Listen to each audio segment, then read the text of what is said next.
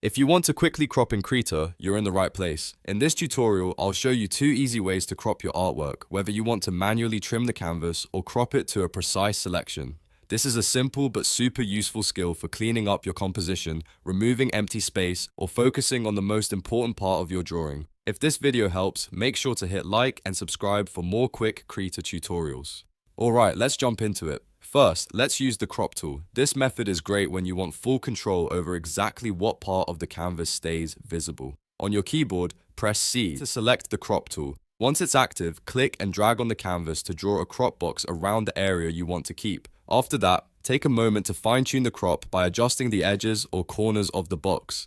This is helpful if you want the crop to be more precise, or if you need to line it up with your subject. As you adjust the crop box, think about composition. You might want to remove extra empty space around the edges or create a tighter frame around your artwork. When everything looks right, press Enter on your keyboard to apply the crop. Krita will trim the canvas to match your selected area, and just like that, your image is cropped. Now let's look at the second method, which is crop to a selection. This is the fastest option when you already know the exact area you want to keep. Start by choosing any selection tool you like. A common option is the rectangular selection tool, and you can activate it with Ctrl+R.